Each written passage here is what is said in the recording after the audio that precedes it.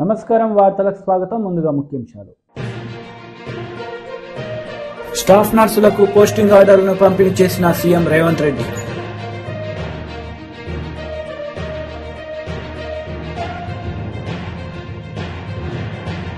జాతీయ అధికార ప్రతినిధి కొమ్మారెడ్డి పట్టాభిరామ్ మీడియా సమావేశం. సీఎం జగన్ పై ఫైర్.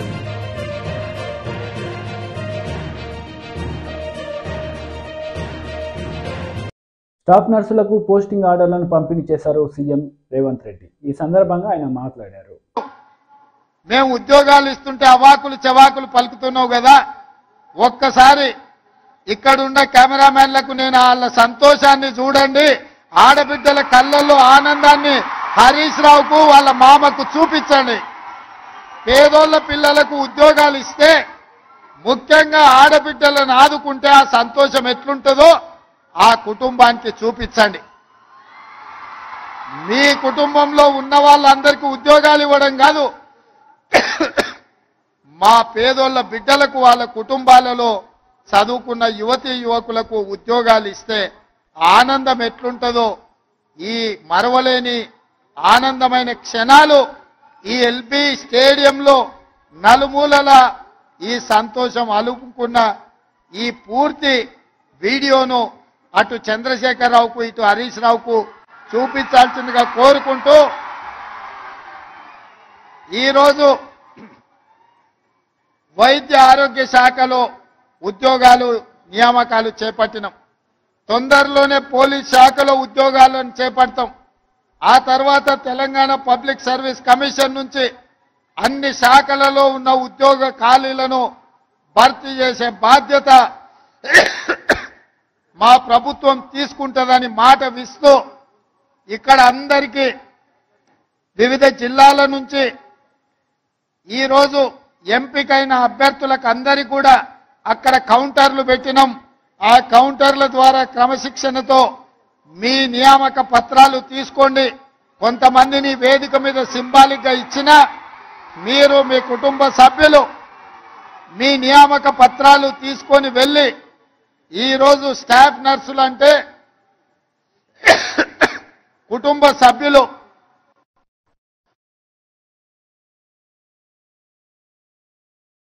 వాళ్ళకు కూడా కన్న కూతురులాగా వైద్యాన్ని అందించేది మీరు డాక్టర్లు మీరే, డాక్టర్లు మీరే.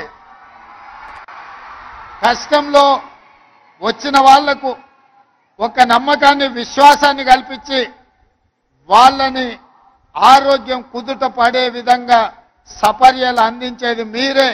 ఖచ్చితంగా ఒక ఆరోగ్యవంతమైన తెలంగాణను నిర్మించుకోవాలి అని అంటే మీ శ్రమ, మీ కృషి, మీ కష్టం ఉంటుంది. మరొక్కసారి 6,956 మంది ఈరోజు ఉద్యోగ నియామక పత్రాలు అందుకుంటున్న వాళ్లకు మనస్ఫూర్తిగా తెలంగాణ ప్రభుత్వం నుంచి అభినందనలు తెలియజేస్తూ, మీ అందరినీ మనస్ఫూర్తిగా ముందుకు నడిపించడానికి కృషి చేసిన పెద్దలు దామోదర్ రాజ్ నరసింహ గారికి కూడా మీ అందరి తరపున వారికి కృతజ్ఞతలు తెలియజేస్తూ సెలవు తీసుకుంటున్నాను. ఈ విస్తృత సమాజానికి ఒక కుటుంబ సభ్యురాలిగా నర్సింగ్ ఆఫీసర్ సేవలు అందించాలని సందేశం అందించిన ముఖ్యమంత్రి గారికి ధన్యవాదాలతో ఇప్పుడు 6,956 కుటుంబాల్లో ఆనందం నింపుతున్న సందర్భంలో మరి ఇందాకే ముఖ్యమంత్రి గారు చెప్పుకుంటూ లాంఛనంగా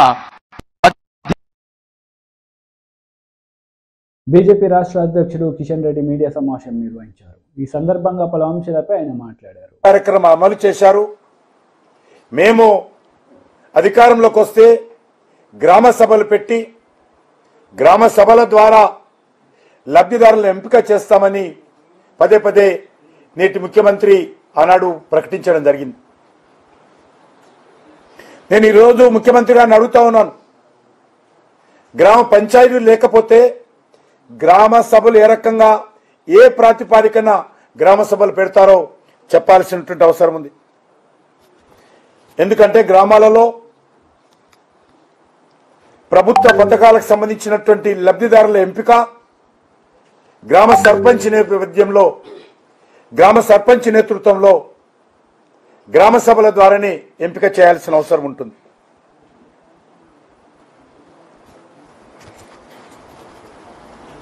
రాజ్యాంగం ప్రకారం 5 సంవత్సరాలకు ఒకసారి ఎన్నికలు నిర్వహించాలి.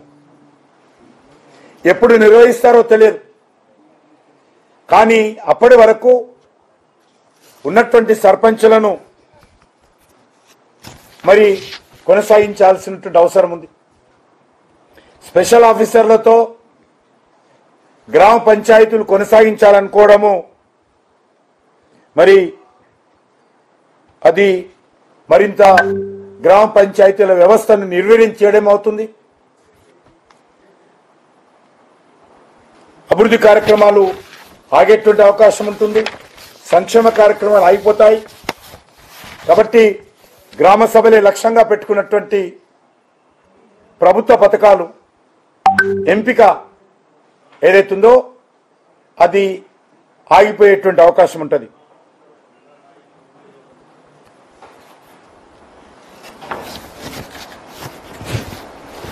ఏదైతే రాష్ట్ర ప్రభుత్వమో గ్యారంటీల పేరుతో హామీ ఇచ్చారో వాటిని గ్రామ సభల ద్వారా ఎంపిక చేయాల్సి ఉంటుంది. కాబట్టి పార్లమెంట్ ఎన్నికల వరకు ఆ యొక్క గ్యారంటీలను అమలు చేయకుండా గ్రామ సభలు పెట్టడానికి అవకాశం లేదు. కాబట్టి సర్పంచులు లేరు. కాబట్టి మేము ఎన్నికలైన తర్వాత ఈ యొక్క పథకాలను అమలు చేస్తాము గ్యారంటీ అనేటువంటి విషయంలో తప్పించుకునేటువంటి ప్రయత్నము ఈరోజు కాంగ్రెస్ పార్టీ చేస్తున్నట్టుగా కనిపిస్తుంది. కాబట్టి ఒక 73వ రాజ్యాంగ స్పిరిట్ ప్రకారము ఉన్నటువంటి సర్పంచులను కొనసాగించి వాళ్ళ నేతృత్వంలోనే గ్రామ సభలు పెట్టి ఎలక్షన్ కోడ్ కంటే ముందే ఏవైతే 6 గ్యారంటీలు అమలు చేయాల్సిందిగా ఈ సందర్భంగా డిమాండ్ చేస్తా ఉన్నాను.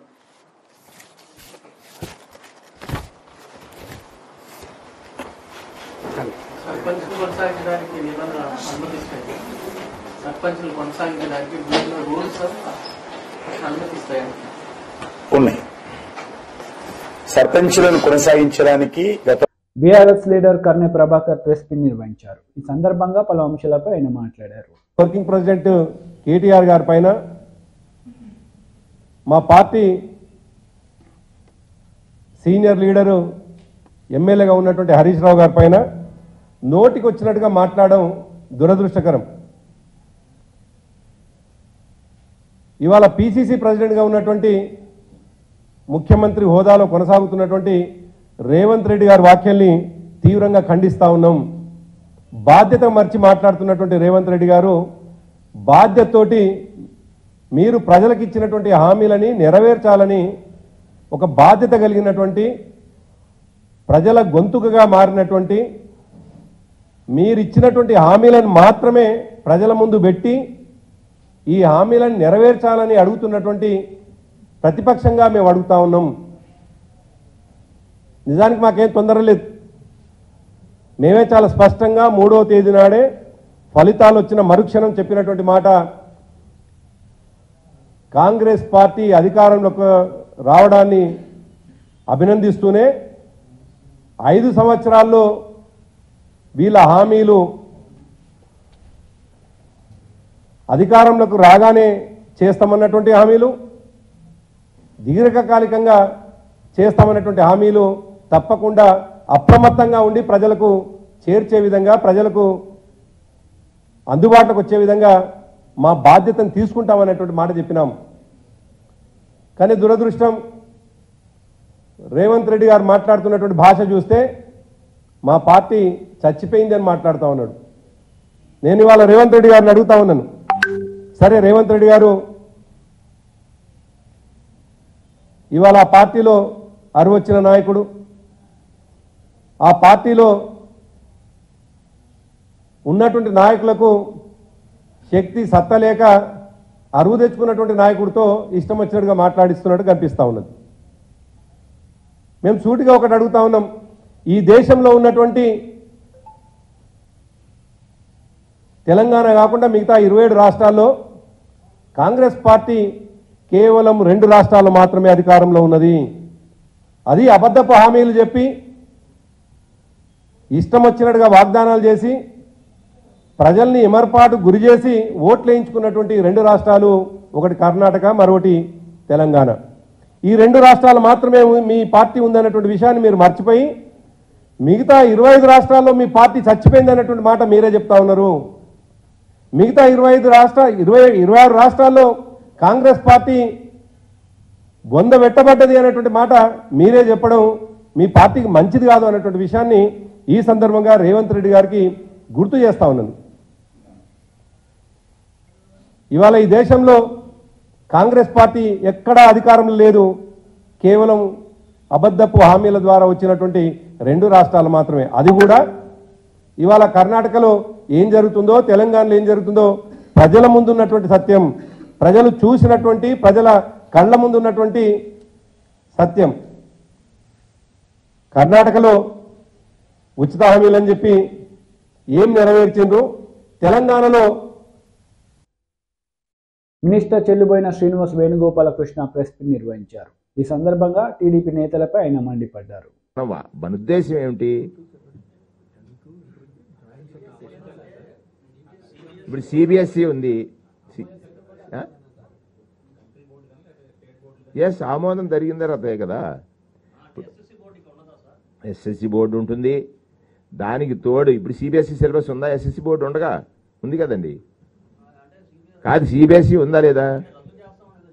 ఎవరు లేదు లేదు లేదు లేదు లేదు దానికి అంత మీ అనుమానాలు వస్తాయని నేను ఎక్స్ట్రా చెప్తున్నాను. ఇప్పుడు ఇంతసేపు చెప్పక్కర్లేదు, ఇది జస్ట్ ఆమోదించానని నువ్వు మాటతో చెప్పేయచ్చు, కానీ మీకు చిన్న అనుమానం వస్తుందేమో, అనుమానం నివృత్తి చేయడానికి నా ప్రయత్నం చేస్తానని. ఇంకా కావాల్సి డీటెయిల్గా దాని మీద ఇంకో ప్రెస్ మీట్ పెడదాం. ఇది క్యాబినెట్ నిర్ణయం వరకు చెప్తాను, డీటెయిల్ ప్రెస్ మీట్ మళ్ళీ ఇంకొకసారి పెట్టేయడానికి ట్రై చేస్తాను. అంటే ఒకటి, ఐబీ లాంటి ఎడ్యుకేషన్ ఎక్కడో దొరకంది, 7 నుంచి 36 లక్షలు అయ్యేటువంటి ఎడ్యుకేషన్ వాళ్ళ ప్రభుత్వ పాఠశాలలో తెచ్చినందుకు మీరు పెద్ద పతాక శీర్షికలను రాయాలి మా పత్రికలన్నీ. ఎక్కడో 7 లక్షలు ఖర్చు చేసి మొదలు పెడితే 36 లక్షల వరకు ఖర్చు చేయాల్సి ధనవంతుడు మాత్రమే చదవగలిగినటువంటి విద్యని ప్రభుత్వ పాఠశాలల్లో ప్రవేశపెడుతున్నటువంటి ఈ రోజు రేపు ప్రతి పత్రికలో పతాక శీర్షికన రావాలి. ఇది మా విద్యా విధానం. మనం స్టేట్ బ్రాండ్ కదా, మనం బ్రాండింగ్ చేయాల్సింది స్టేట్లో. అది దేశం అంతా చూస్తుంది, ప్రపంచం అంతా చూస్తుంది. చెప్పాను ఇప్పుడే నేను, జపాన్, దక్షిణ కొరియా మాత్రమే ఉన్నాయి వీటిలో ఐబీ ఎడ్యుకేషన్ సపోర్ట్ చేసింది. వాళ్ళు మన రాష్ట్రాన్ని ఎంచుకుని వచ్చి సపోర్ట్ చేస్తానన్నందుకు వారికి స్వాగతం పలుకుతున్నాం. రెండోది, అది అందుబాటులోకి రావడం ద్వారా మన విద్యార్థులందరూ కూడా చూడండి, గతంలో ఇంజనీరింగ్ చదవాలంటే ఎంత కష్టం, ఫీజు రియంబర్స్మెంట్ వచ్చిన తర్వాత ఎంతమంది విద్యార్థులు వచ్చారు, డాక్టర్ చదవాలంటే ఎంత కష్టం, ఇవాళ మెడికల్ కాలేజీలు పెరిగిన తర్వాత ఎంతమంది డాక్టర్లు పెరిగారు. ఇవన్నీ పాజిటివ్ మేనర్లో మనం థింక్ చేసినట్లయితే ఖచ్చితంగా అది అందుబాటులోకి వచ్చిన తర్వాత కేరళ ఎడ్యుకేషన్లో ఎందుకు ముందుకు వెళ్ళిందని అంటే ఎడ్యుకేషన్లో వాళ్ళు తీసుకున్నటువంటి కొన్ని నిర్ణయాలు, దాన్ని మించి మనం చేస్తున్నాం. అది దానికోసం మీరు పతాక శీర్షికను రేపు రాస్తే నేను చాలా ఆనందపడతాను యాజ్ ఐఎన్ఏపిఆర్ మినిస్టర్. ఏంటి అన్ని స్కూల్లో అంటే ఇప్పుడు ఏదైతే మన స్కూల్స్ అన్నీ కూడా ఐబీ స్టాండర్డ్స్కి పెరుగుతున్నాయి సార్. ఇప్పుడు మనం ట్యాబ్లు ఇచ్చాము, ఫ్లాట్ ప్యానల్స్ ఇస్తున్నాము, ఇప్పుడు ట్రైనింగ్ ఇస్తాము, టీచర్స్కి ట్రైనింగ్ ఇస్తాము, ఎడ్యుకేషన్ ఇన్స్టిట్యూషన్స్లో పనిచేసే వాళ్ళు అందరికీ కూడా ట్రైనింగ్ ఇస్తాము. అన్నీ కూడా జరుగుతాయి ఉన్నట్లో. ఇప్పుడు మన ప్రభుత్వ పాఠశాలల్లో తేవాలనేది దేశం మంది. సో ఆ స్టాండర్డ్స్కి పెంచాలి మన విద్యార్థులని తపన. అడుగులు పడుతున్నప్పుడు అడుగుల్ని పరుగులుగా మార్చి, పరుగుల్లో పోటీలు పెంచి, పోటీల్లో మెడల్స్ సాధించేలా చేయాలనేది ముఖ్యమంత్రి గారి ఆలోచన. మీరు అడుగుల్లోనే ఆపేస్తున్నట్టు ఎట్లాగా? ఎస్, అన్ని స్కూల్స్. అదే ఇప్పుడు ఏదైతే మనం ఫ్లాట్ ఛానల్స్ ఇచ్చామో, ఎన్ని స్కూల్స్ మనం సెలెక్ట్ చేసామో అవన్నీ కూడా డీటెయిల్గా మనం వెళ్దాం.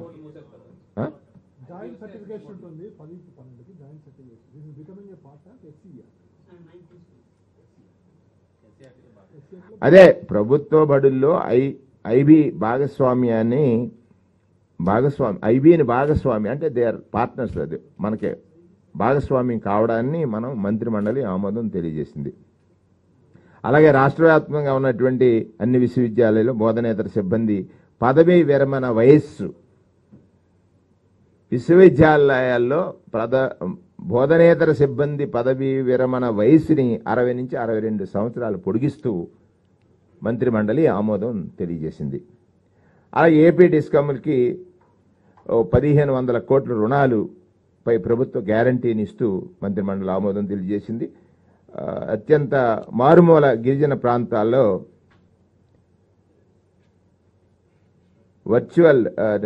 పర్టికులర్ వర్చువల్ ట్రైబల్ గ్రూప్స్కి PVGT ఇళ్లకు విద్యుత్ సౌకర్యం కలిగించాలని. అంటే ఇప్పటికి కూడా కొన్ని మారుమూల గిరిజన ప్రాంతాల్లో విద్యుత్తుకి నోచుకునేటువంటి పరిస్థితులు ఉంటే వాటికి సుమారు 89.98 కోట్లతో ఏపీ డిస్కమ్లు మంగళగిరిలో సామాజిక సాధికార బస్సు యాత్రలో పలువురు వైసీపీ నేతలు పాల్గొన్నారు. ఈ సందర్భంగా వారు ప్రసంగించారు. వాడి స్వేటర్ రంధ్రాల నుంచి కారణం చెమట వాసన తెలిసిన వ్యక్తి జగన్మోహన్ రెడ్డి గారు. ప్రతి పేదవాడిని ఉన్నత స్థానంలో ఉంచాలని చెప్పి ఎక్కడో మారుమూల గ్రామంలో నందిగు సురేష్ అనేవాడు ఈ మంగళగిరి ప్రాంతంలో ఇదే ప్రాంతంలో సైకిల్ తో తొక్కుకుంటూ తిరిగిన వ్యక్తిని ఇవాళ చంద్రబాబు నాయుడు జైల్లో పెట్టిస్తే ఏకంగా జగనన్న తీసుకెళ్లి ఢిల్లీ పార్లమెంట్ లో కూర్చోబెట్టాడు. అది జగన్మోహన్ రెడ్డి గారికి మన పట్ల ఉన్న ప్రేమ అది. కాబట్టి మీరందరూ బాగా గమనించండి. చంద్రబాబు నాయుడు సింగిల్ గా గెలిచే దమ్మలేక ఇక నేను ఇందాక తాడేపల్లి నుంచి వస్తా ఉన్నా. తాడేపల్లి నుంచి వస్తా ఉంటే మహానాడు కట్ట మీద నుంచి వచ్చా. అక్కడ ఏం కనపడ్డాయంటే లోకేష్ ఇస్త్రీ పెట్టెలు, లోకేష్ ఫ్లెక్సీలు, లోకేష్ మరి ఐరన్ చేసే బళ్ళు ఇచ్చాడు. అంటే మీరు కుల వృత్తులు చేసుకొని బతకండి, ఇక మీరు మీకు బాగుపడాల్సిన అవసరంలా అని చెప్పి లోకేష్ చెప్పదలుచుకున్నాడు. కానీ జగనన్న అలా కాదు. ఒక బండిచ్చి 1000 రూపాయలు ఇస్త్రీ పెట్టడం కాదు, వీళ్ళ పిల్లలు చదివించాలి, వీళ్ళ జీవితాలు మార్చాలి, వీళ్ళ ఐఏఎస్లు గాను IPSలు గాను ఉన్నతాధికారులుగా తీర్చిదిద్దాలని జగన్మోహన్ రెడ్డి గారు చూస్తామన్నాడు. ఇక ఏకంగా తాడేపల్లి నుంచి నేను వస్తా ఉంటే నాకు ఒకటి కనిపించింది. విచిత్రం ఏంటంటే బారుకు మన జెండాలు ఉన్నాయి. ఇక మధ్యకాలంలో పవన్ కళ్యాణ్ ఫ్లెక్స్ మరి పార్టీ ఆఫీస్ ఉంది. అక్కడ ఒక 20 జెండాల పక్కన మన జెండాల పక్కన వాళ్ళు జెండాలు కట్టారు. నేను పవన్ కళ్యాణ్ గాని చంద్రబాబు నాయుడు గాని ఎవరైనా సరే మీరు మా పార్టీ జెండా పక్కన కట్టినంత ఈజీగా మీ జెండా కట్టారు కదా, అలాగే నేను 175 నియోజకవర్గాల్లో మా క్యాండిడేట్లకు ఎదురు క్యాండిడేట్లు పెట్టే దమ్ము మీకు ఉందా? ఒక్కసారి చెప్పాల్సిన అవసరం మీ అందరికీ ఉంది. కానీ మీరు పెట్టలేరు. జగన్మోహన్ రెడ్డి గారు నేను సిద్ధం, పేదోడు పట్ల, పేదోడు పక్కన, పేదోడు కోసం పెత్తందారులతో రాక్షసులతో నేను యుద్ధం చేస్తాను, నేను సిద్ధమా. ఆయన వై నాట్ 175 అని సిద్ధమా అంటున్నాడు. మరి అందరం సిద్ధమా? మనం సిద్ధమా 175? ఎందుకంటే థ్యాంక్ యూ 175 వై నాట్ 175 అంటున్నారు. ఎందుకంటే 2019లో మనం ఎలక్షన్స్కి వెళ్ళేటప్పుడు చేస్తాను అనే ఆయన మన ముందుకు వచ్చారు. కానీ ఈరోజు మనం ఎలక్షన్కి వెళ్తున్నప్పుడు ఆయన మేనిఫెస్టోలో 98% బడుగు బలహీన వర్గాలకి విద్య వైద్యం మీద ప్రత్యేక దృష్టి పెట్టి, చిరు వ్యాపారుల మీద దృష్టి పెట్టి అనేక సంక్షేమ కార్యక్రమాలు చేశారు. ఇవాళ మన కార్యకర్తకి గడపకి వెళ్తానికి ఒక ఆయుధం ఉంది.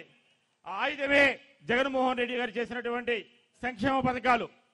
ఒక కార్మికురాలు ఒక కాన్వెంట్ స్కూల్కి పంపించాలి, నా బిడ్డని ఉన్నత వర్గంలో వెళ్తున్నారు అంటే ఎంతో బాధపడేది. అటువంటిది జగన్మోహన్ రెడ్డి గారు వాళ్ళ నాడు నేడు స్కూల్స్ తయారు చేయించి, స్కూల్ యూనిఫామ్ల దగ్గర నుంచి వాళ్ళు తినే భోజనం వరకు ప్రతిదీ కూడా ఆయన సొంతంగా నిర్ణయం తీసుకొని చేస్తా ఉన్నాడే. ఆ తల్లి ఎంత సంతోషపడిద్దో ఒక్కసారి ఆలోచించండి. అట్లానే ప్రైమరీ హెల్త్ సెంటర్లు ఇవాళ మన నియోజకవర్గంలో ఎన్నున్నాయో చూడండి. ఒక బ్లడ్ టెస్ట్ చేయించాలంటే పేద కార్మికులు 1700, 1800 వేచించాల్సి వస్తుంది. కానీ ఇవాళ ప్రైమరీ హెల్త్ సెంటర్లో 1700, 1800 ఇక్కడ ఫ్రీగా ఇచ్చి మళ్ళా హెల్త్ సెంటర్లో కూడా వాళ్ళ యొక్క డేటాను కూడా స్టోర్ చేసే విధంగా పెడతా ఉన్నారు. మరి ఇవన్నీ కూడా ప్రతిదీ కూడా మనం చెప్పాలి. అలానే ఆయన యొక్క పాదయాత్రలో చిన్న బడుగు బలహీన వర్గాలు, చిన్న చిన్న వ్యాపారాలు చేసుకునే వాళ్ళు, అన్నా మేము రోజువారీ వడ్డీకి తెచ్చుకుంటున్నాం, 5 రూపాయల వడ్డీలకి, 10 రూపాయల వడ్డీలకి మేము సంపాదించేది అంతా అయిపోతా ఉంది, ఏమి మిగలటం లేదు అనుకుంటే ఆయన రాసుకున్నారు. జాతీయ అధికార ప్రతినిధి కొమ్మారెడ్డి పట్టాభిరామ్ మీడియా సమావేశం నిర్వహించారు. ఈ సందర్భంగా సీఎం జగన్ పై ఆయన మండిపడ్డారు. మీటింగ్ లో రెన్యూబుల్ ఎనర్జీ సెక్టర్ లో అంటే సోలారు, విండ్, ఈ పంప్డ్ స్టోరేజ్ ప్రాజెక్టులకు సంబంధించి రెన్యూబుల్ ఎనర్జీ సెక్టర్లో దాదాపు 22,302 కోట్ల రూపాయల పెట్టుబడులకి ఆమోదం తెలిపినట్టు, తద్వారా 5,300 ఉద్యోగాలు కల్పించబోతున్నట్టు చాలా పెద్ద సినిమా చూపించే ప్రయత్నం చేశారు. ఇవాళ కొద్దిసేపటి క్రితమే ముగిసినటువంటి కేబినెట్ సమావేశంలో కూడా, మొన్న ఎస్ఐపిబి సమావేశంలో స్టేట్ ఇన్వెస్ట్మెంట్ ప్రమోషన్ బోర్డు మీటింగ్లో ఏ ప్రాజెక్టులకైతే ఆమోదం తెలిపారో, క్లియరెన్స్ ఇచ్చారో వాటన్నిటికీ వాళ్ళ కేబినెట్ ఆమోదం కూడా ఇవ్వటం జరిగింది. కొద్ది నిమిషాల క్రితమే కేబినెట్ మంత్రి వేణుగోపాలకృష్ణ గారు కూడా మీడియా ముందుకు వచ్చి చాలా గొప్ప ఘనకార్యం సాధించినట్టు, ఇదిగో మేము సోలార్ ప్రాజెక్టులు అన్ని వేల మెగావాట్లు, ఇన్ని వేల కోట్ల రూపాయలు పెట్టుబడి, ఇంతమందికి ఉద్యోగాలు అని చాలా గొప్ప బిల్డప్ ఇచ్చారు కొద్దిసేపటి క్రితం మీడియా ముందుకు వచ్చి. కానీ జగన్మోహన్ రెడ్డి వేసేటటువంటి ప్రతి స్కీమ్ వెనక ఒక స్కామ్ ఉంటుంది కదా. ఆయన వేసేటటువంటి ప్రతి అడుగులో కూడా ఒక అవినీతి మరక ఉంటుంది. ఆయన పాదం ఎక్కడన్నా పెట్టాడంటే అవినీతి మరక కంపల్సరీ, అది ఒక అవినీతి పాదం కదా. ఆయన వేసే ప్రతి ఒక్క అడుగు ఒక అవినీతి మరకని వదిలిపెడుతూ ఉంటుంది. ఆ రకంగా మొన్న ఎస్ఐపిబి మీట్లో, ఇన్వెస్ట్మెంట్ ప్రమోషన్ బోర్డు మీటింగ్ లో గానీ, ఇవాళ కేబినెట్ లో గానీ ఆమోదం తెలిపినటువంటి ఈ ప్రాజెక్టులు, సోలార్, మరీ ముఖ్యంగా సోలార్ పవర్ ప్రాజెక్టులు ఏదైతే ఉన్నాయో, దీని వెనక భారీ భూ కుంభకోణం ఉంది. వేల కోట్ల పెట్టుబడులు కాదు జగన్ రెడ్డి, వేల ఎకరాల భూ పందారం చేస్తాం. వార్తలు ముగించే ముందు ముఖ్యాంశాలు మరోసారి. స్టాఫ్ నర్సులకు పోస్టింగ్ ఆర్డర్లను పంపిణీ చేసిన సీఎం రేవంత్ రెడ్డి.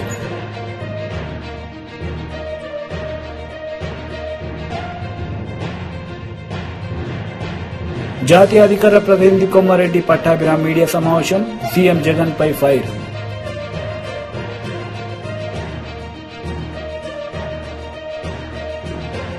ఈ వార్తలు ఇంతటితో సమాప్తం. తిరిగి ప్రసారమయ్యే వార్తలు మళ్ళీ కలుద్దాం. అంతవరకు సెలవు. నమస్తే.